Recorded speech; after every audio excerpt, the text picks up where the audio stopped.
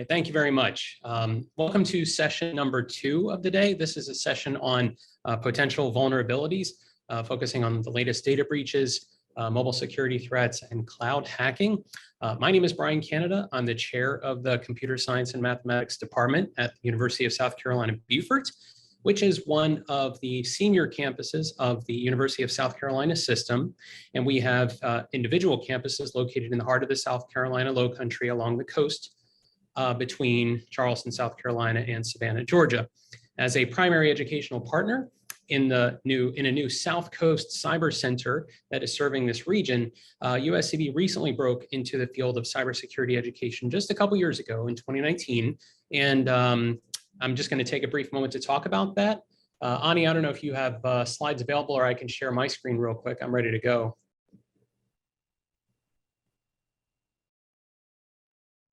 Okay. Okay, so like I said, I'm going to talk briefly about cybersecurity offerings at the University of South Carolina, Beaufort.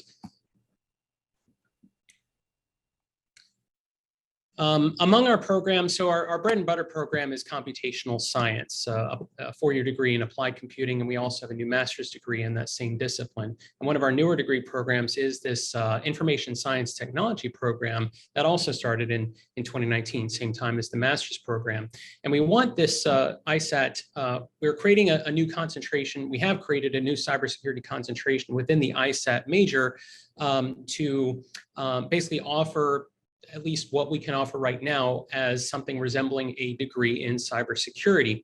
And we're designing this, we've designed this curriculum to align with the NSA and Department of Homeland Security requirements for USCB to be certified as a Center of Academic Excellence in Cyber Defense. So we're presently in the end stages of a $1.3 million grant that was given to us by the U.S. Department of Defense Office of Economic Adjustment. It was really awarded to the South Coast Cyber Center at large, but USCB is basically the managing partner of that grant. And I just want to mention that for our upcoming year, we have a wide range of cyber-focused courses, an introductory course in cybersecurity, of course, but digital forensics, and I wrote digital forensics twice. That second instance should actually read ethical hacking. My apologies. ISAT 401 is more of a continuation for juniors and seniors on information security principles. We have a new special topics course that we're offering this fall on enterprise risk management, and forthcoming courses on network security and cryptography. And we even have a graduate level course as well, information security principles too. One of the last things that we're spending our money on that we're getting from the DoD is a brand new cybersecurity computer lab in downtown Beaufort, adjacent to our historic Beaufort campus, that is on target to launch in fall of 2022. So with that, thank you all for indulging me on that. I'll unshare my screen if I can.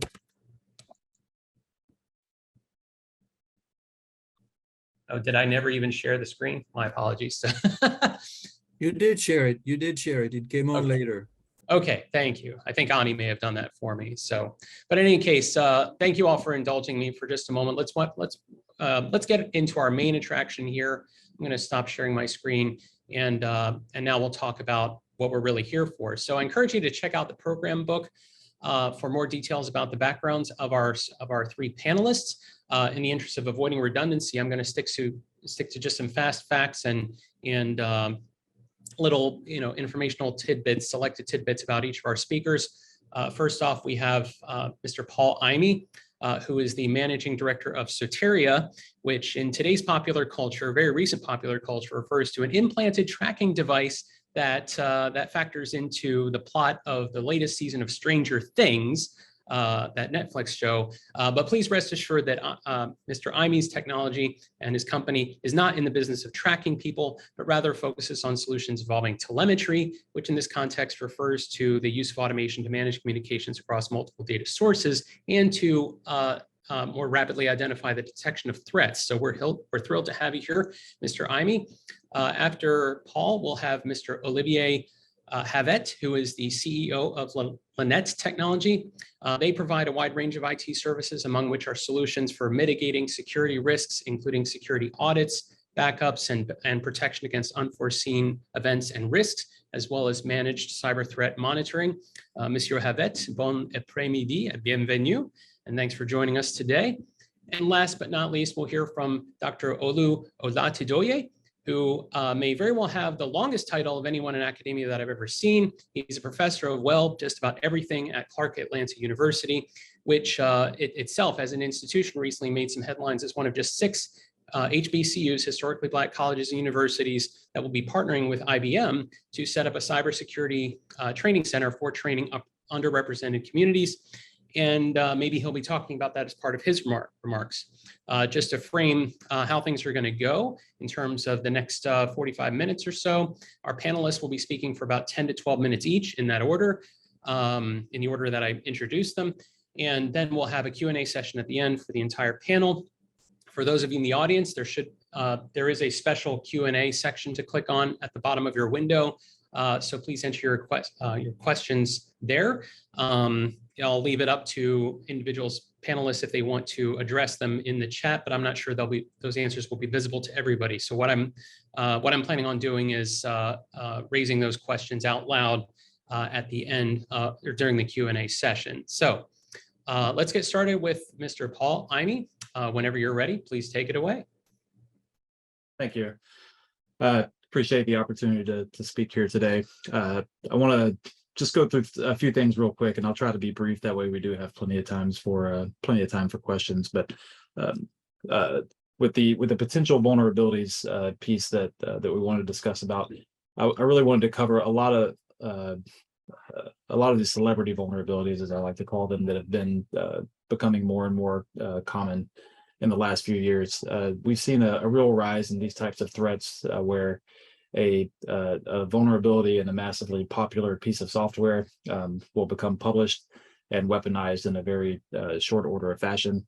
I think just in the past year and a half, we've seen that happen with Microsoft Exchange with some of their proxy shell and proxy logon vulnerabilities.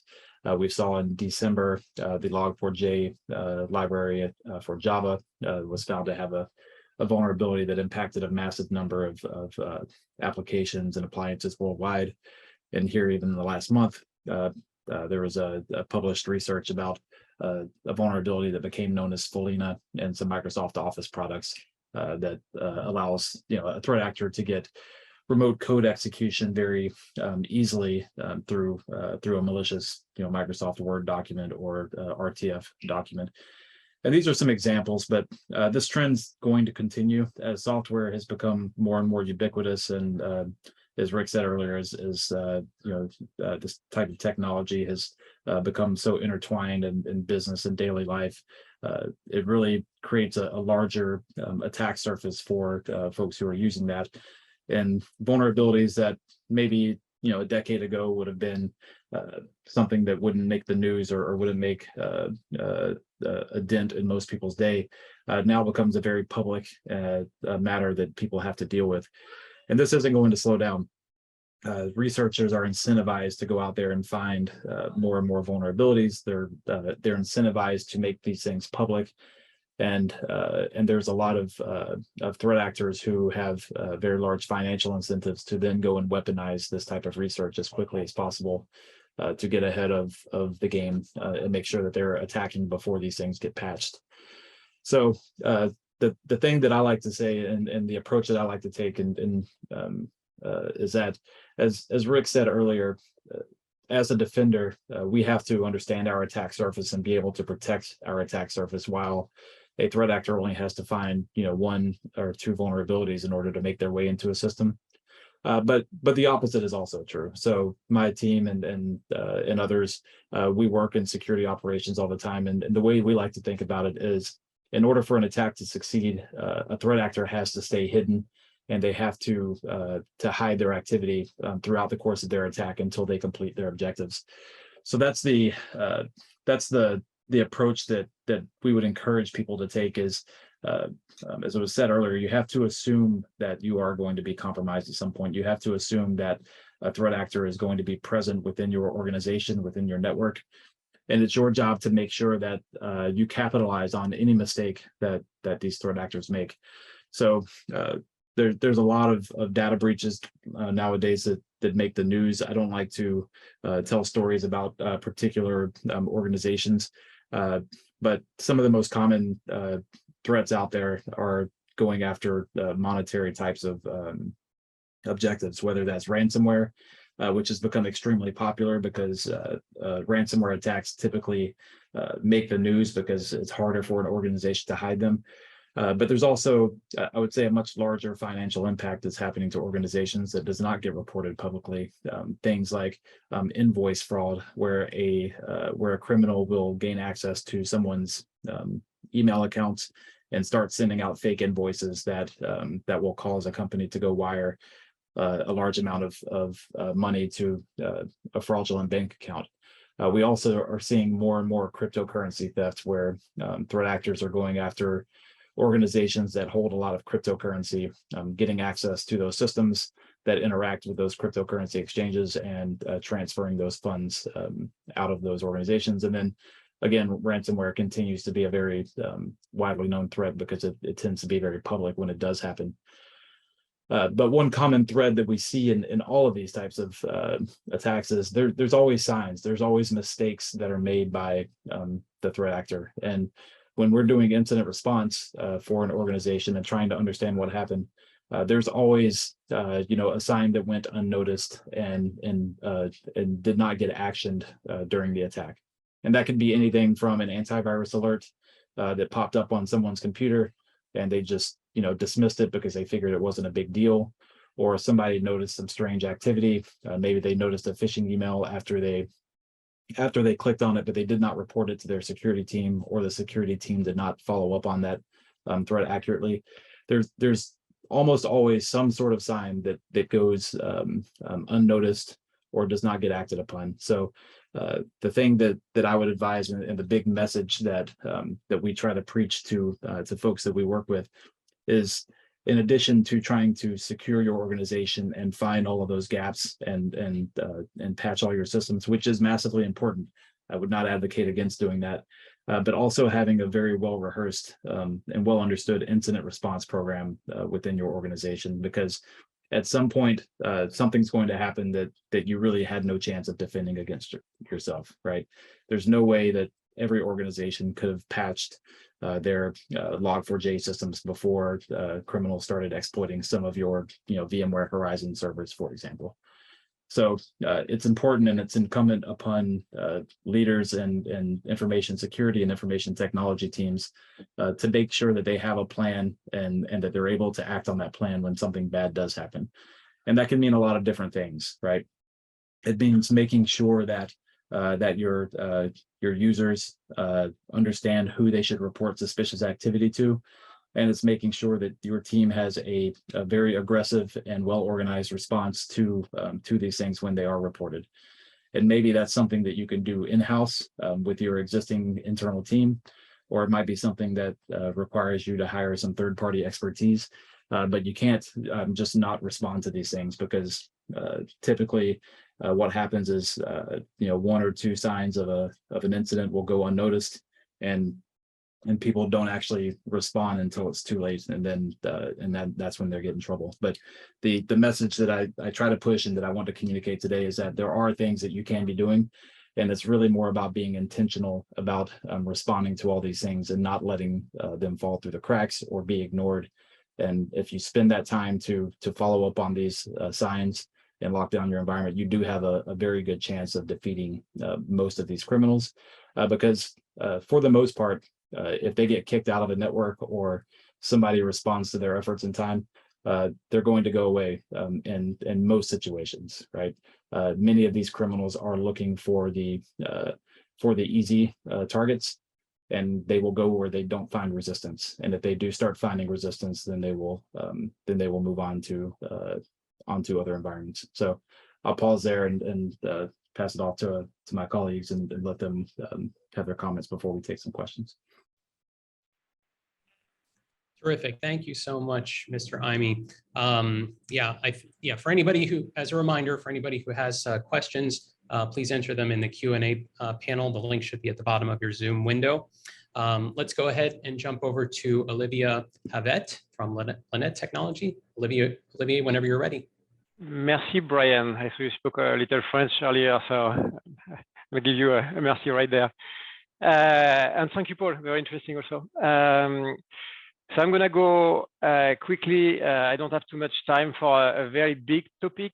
The way I'm going to approach it, we're going to review the current trends, current vulnerability.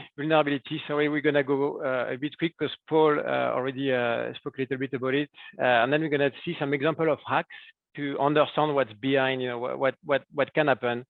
And then I'm going to go on the roles of the defense team, and then some tips and tricks to leave you with some good information in there. The big one before I start, if this comes from the World Economic Forum, in the past 2 years, you can see in there about 2 out of 5 companies report that they've been having incidents on cybersecurity. So it's really affecting everybody, every company right now. It's a big topic. It's on every executive risk list, and that's why we're here today and you're looking at it. The current trend, there's a growing surface of attack, so it's more and more difficult to defend. There's more abilities for hackers to find doors in the setups. There is an increasingly sophisticated level of attack due to the fact that in the past we had threat actors being on their own and working. It's the Mr. Robot type of hacker, like the guy with the hoodie, and it's not like this anymore. It's a big market. It's a big industry with a lot of money in there, and so it's being organized. It's treated as a business on the other side, and we've got state actors in there, which are very difficult to defend against, and we'll see in a minute. The number of cyber threats also has increased. I was saying it's an industry. You can now do cybercrime as a service, meaning you can rent software to hack and to produce money for yourself. So it's really organized as a business. On the other side, we used to do as a service, 5 years ago. It's now on the other side too. Okay, the current vulnerabilities, I'm going to pass on it. I'm just going to read the title. The Log4 shell, which Paul spoke about, came end of last year. It's a big one. It's the biggest one right now on what is being used by threat actors. Proxy shell and proxy logon. It's been a bad year for Exchange, which is the Microsoft mail server. And yeah, it's got a lot of current vulnerabilities right now. And then the zero logon, which is interesting also. But it's good to see it here because it's elevation of privilege. It means somebody has got a foot inside an infrastructure, and then from this vulnerability, they can raise their rights to become admin and have access to everything on the infrastructure. Some example of hack, and this is one of the fun parts. The Orion SolarWind hack is one of the biggest of all time. Most probably you've heard about it before, and it's a supply chain attack. It affected a lot of different companies, Microsoft, Intel, Cisco. You've got also some public organization like the Homeland Security. In 2019 September, the hacker got access to the SolarWind server, and then from there they studied, and it shows how, and it's a state sponsor hack, so it means they've got deep pocket, unlimited time, and so they came in there, studied the system, found a vulnerability in order to push the software. That's why it's a supply chain attack. Push the software to all these companies using SolarWind as a company to maintain their software. And so in March 26, 2020, the software was pushed and was not discovered before the end of the year, which means they had full access to the data on 30,000 organizations during months. So it shows you, the level of sophistication of this hack. Another example, which is really interesting, Paul, you were speaking about vulnerabilities. There is some bounties in order to pay for vulnerabilities. So Microsoft does it. A lot of companies do it. But today, people who find hacks make much more money selling it to businesses who develop software in order to enter systems. So this is a good example. Pegasus, if you don't know about it, you can do some research. Very interesting. The NSO Group, which is a company in Israel, developed it. And then they started to sell it to governments in order to spy on people. The capability of the software are very impressive. It works on iPhone, it works on Android. Just by clicking on the link, so you receive a text message, you click on the link, and then just from this click, the NSO Group and Pegasus software can jailbreak your phone remotely and get full access to it. So, very powerful capabilities for people who don't really understand what I said. It means they've got full access to your data, your text, your email, everything remotely without doing anything else from your side than clicking on a link. There are a lot of things like this. Like you don't even need to do anything. You just have to go to a website. There's a conference every year playing with that, where you can be hacked just by visiting the website, not even clicking anything, which is scary for the defense, the people on the other side. So the defense team, what do we do? What should we do? What do we recommend? We're in the same team than Paul. We defend our clients. We do managed security. The first thing I tell everybody is backup. Make sure you back up everything. Make sure it's the first cornerstone. Make sure you've got your data. It's not going to prevent a breach. It's not going to prevent that you could have data going out, but at least you won't lose your data. So make sure you've got your backups. Make sure they are separated from your infrastructure. There are hacks where the actors were waiting in the system for a year to back up, waiting for the backups to expire. So they changed the backup system, waiting to expire before putting a ransomware and then asking for a ransom. So be careful on this one. It's the cornerstone.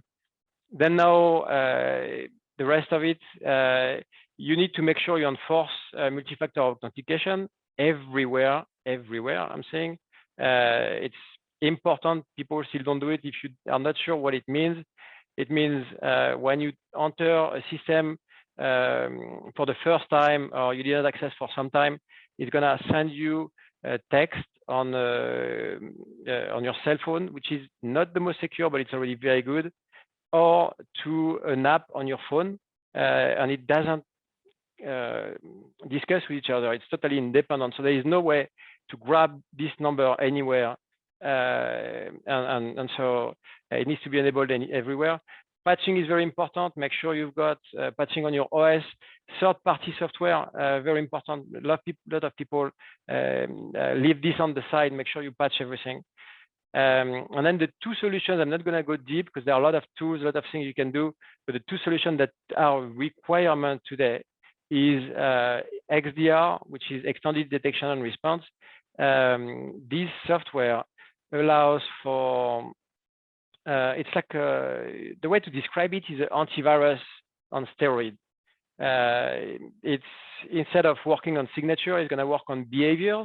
So it's going to find a lot of things that your antivirus can't find today. So first, big improvement if you are still working without it. And then the SIM, which is the new version of the syslog, you pick one of these software, SIM software that is going to go and grab the log from everywhere. You know, Office 365, Google Apps, any I don't know, your cloud provider, could be Microsoft, could be Amazon, could be Google. It's going to go in there, look at all the logs, and find aberrations, find things that seems abnormal, and raise alerts. Very important. The other side of it is, even being in the blue team, you need to play with the red team and make sure you've got regular vulnerability assessments. It used to be okay to just to do them from time to time.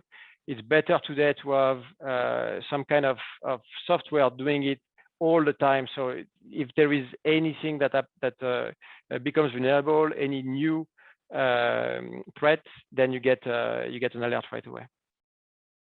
The tip and tricks: work with frameworks. Don't reinvent the wheel. There are two frameworks that are great and that work well in order to go from where you are today to being very secure. First one is the CIS. That's the one we use mostly, Center for Internet Security. There were 20 CIS control. There are now 18. But basically, if you follow this framework, you will see instant results. The 5 CIS control, so the first 5 would block 85% of the current threats today. So you would see immediate results. The second one you can use is the NIST. It's another good framework. Pick one of these two, start researching. It's great to get in there. Another one for everybody, because I think it's a good, and I'm going to finish on this one. It's a good one.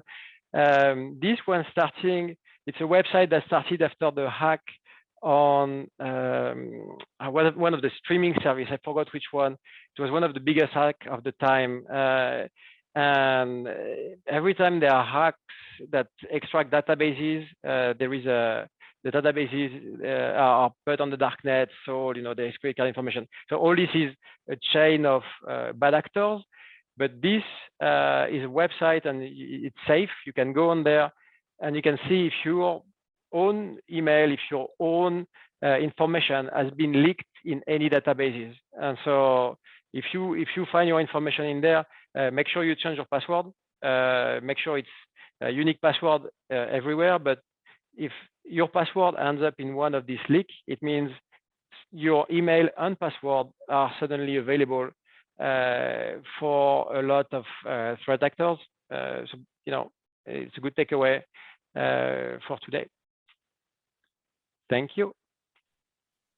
Merci to you, Mr. Havette. Thank you Daria. so much. Last panelist for this session is Dr. Olatidoye from Clark Atlanta University. Olu, whenever you're ready, please take it away. Thank you very much, Brian. This is the day the Lord hath made. Let's rejoice. To unmute. Yes. I thank. If you're speaking, Olu, we can't hear you yet. Okay. It appears that his microphone is on, but is very, very quiet. Okay. Increase volume. Now, Go ahead and power through it, Olu. We'll do the best we can, and we'll encourage our attendees to temporarily turn up their the volume on their devices. can you hear me now? Oh, that is very quiet. Can you hear me now? Yeah, I can hear you now. All right. Okay. It's the day the Lord hath made. We should rejoice in it. Thank you very much, Brian and John and Annie. Following the same footstep of Olivier and Paul, I know for sure that most of the topical area I've been covering, but I will look at it from a different perspective. Currently, We have a cyber security leadership center that IBM have funded, so I will come back and focus on that. But currently, for the cybersecurity trend and global threat. Okay.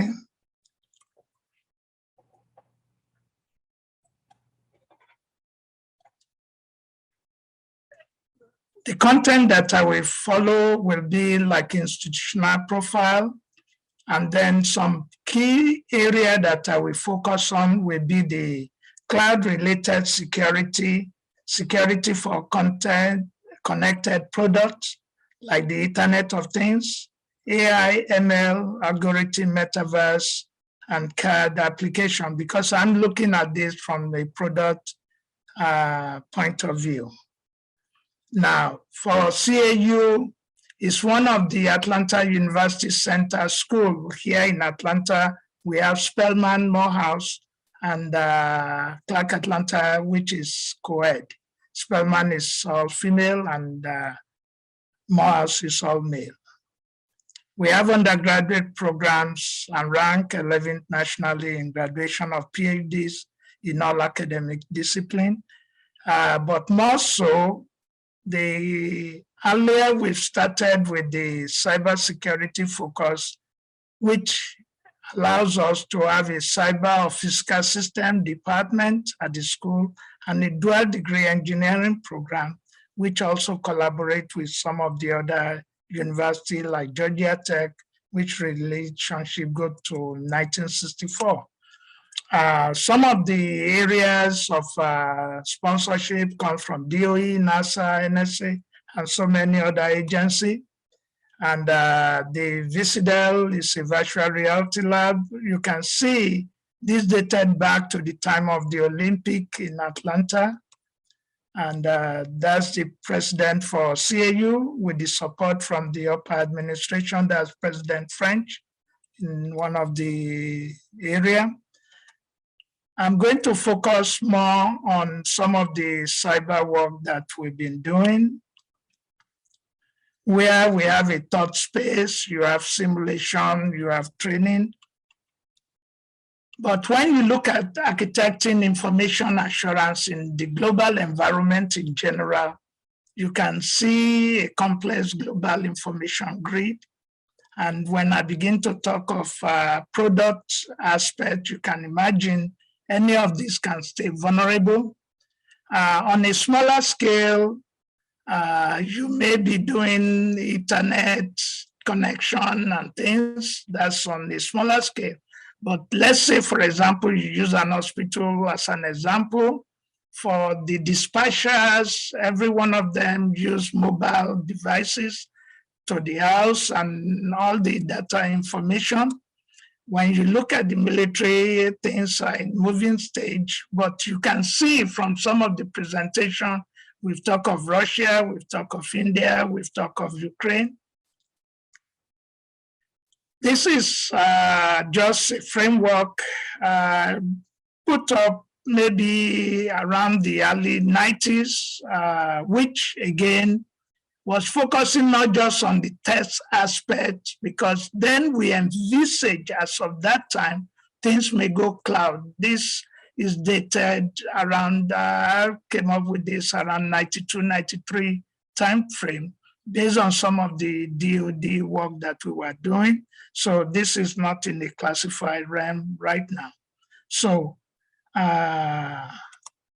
but when we talk of the current security trend, the annual data exposure report as of the 2022 findings shows that 1 or 3 chances for company will lose their IP address when employee quit. These are common phenomena. Also, spotlight on risk of cloud technologies and need for better insider risk education. When you look at the data exposure report survey, 700 businesses leaders, security leaders, and practitioners from companies in the US findings from annual report found that cybersecurity teams are facing unprecedented challenges. These are common trends that you've already be aware of. So in the key finding, the continual adoption of cloud technology is becoming more prevalent. The impact of the Great Resignation is also having an impact. Ongoing misunderstanding and poor communication between stakeholders also can lead to, because you want an agile type of production and things like that with the security practitioners. So just like Sue Poremba put it, can the cloud be hacked? Of course, that's a common answer to that. With millions of people now working remotely, quoting from Porenda, computing is increasingly important to how organizations adapt, remains resilient. I won't go on this, but it can, the high profile one, just like Olivier have already given us some example, is the Cloud Hooper attack, and more recent ones like the attack on AutoClerk show that cloud-centric hack are emerging as troubling trend in cybersecurity. How to prevent that? There can be laundry lists on that for practitioners.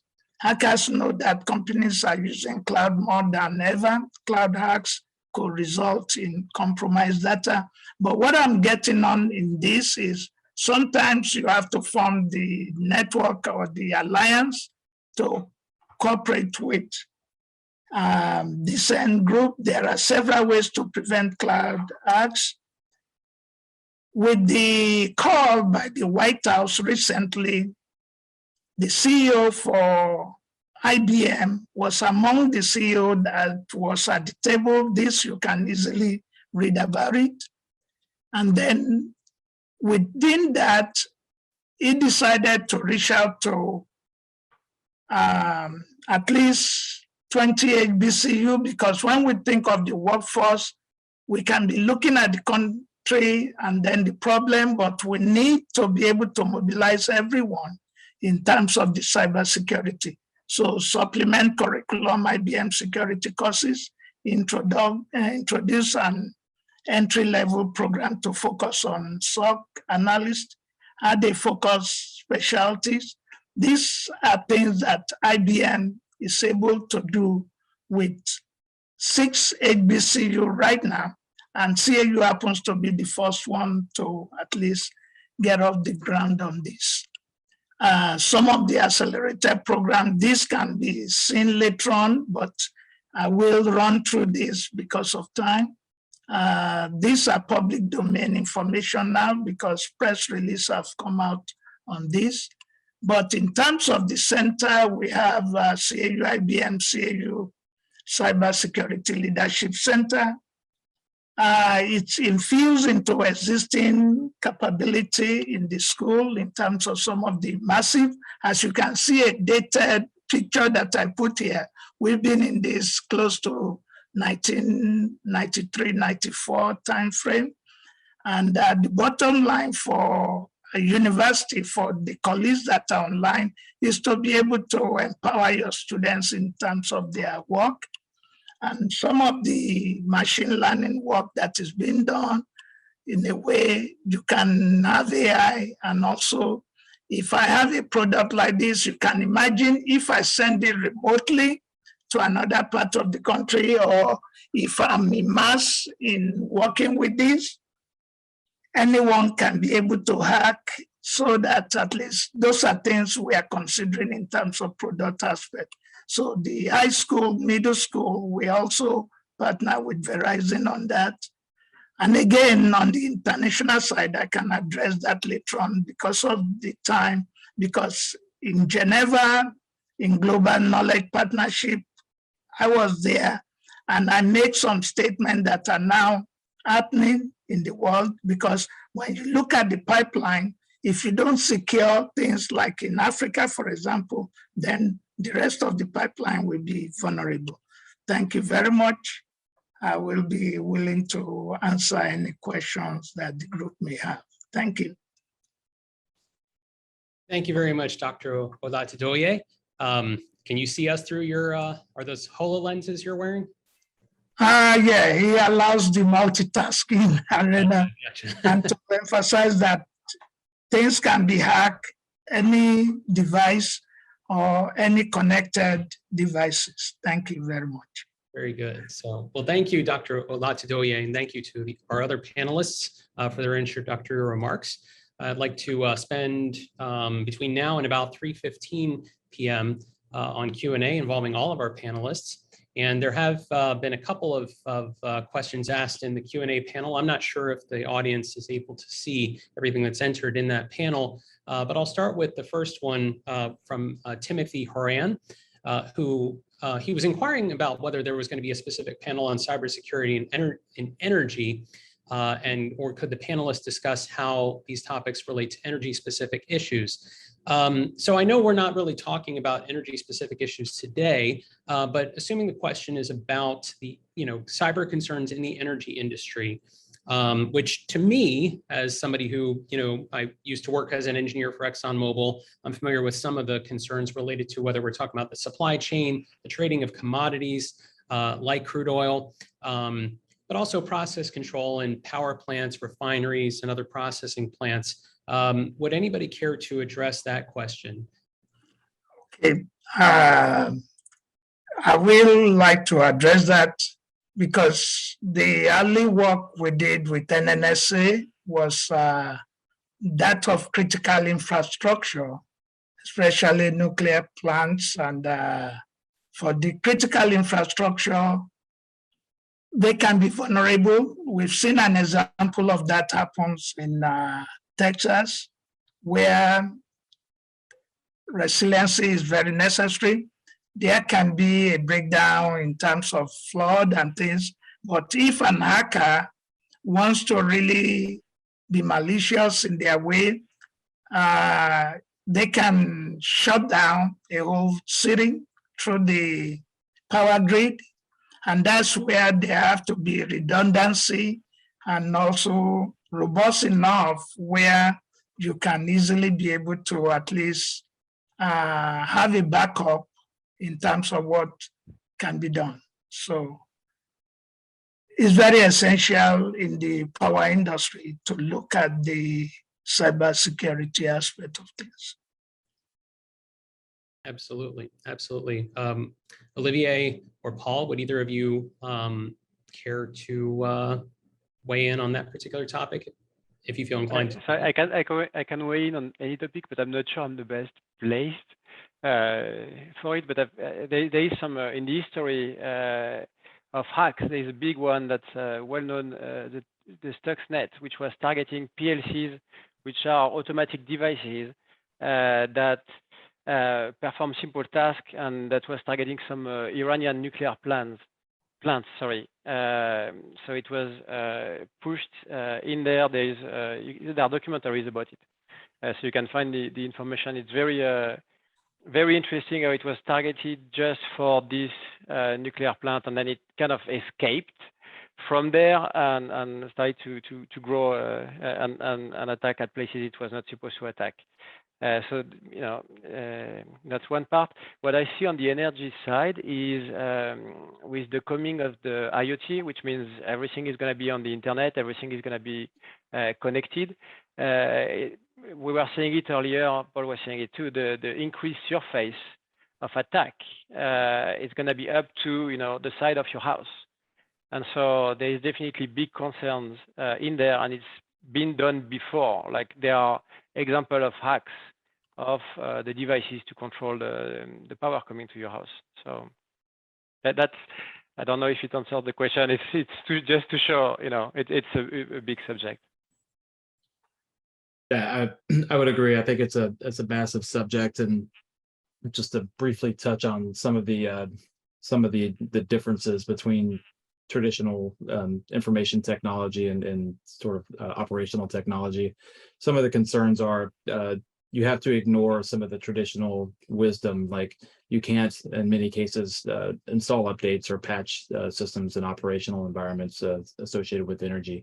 Many of them are using very old technologies that it's not reasonable to replace or re-architect for security. And I think you can never really throw tools at the cybersecurity problem. Tools help, but they don't solve the problem. But I think that is even more true in the energy sector, where there's even fewer technologies that can really help. It really has to be a strategic, thoughtful approach to how you're going to secure these systems. And then there's also the calculation of risk is also much different. So I know there's many cases where systems can be infected, but as long as there's no risk of them, of a physical safety issue or creating sort of downtime, oftentimes it's better to let systems be vulnerable or even infected in some ways, rather than trying to clean them up completely, because the objective is not to have pristine, clean systems. It's to keep the power running and keep people safe. So it's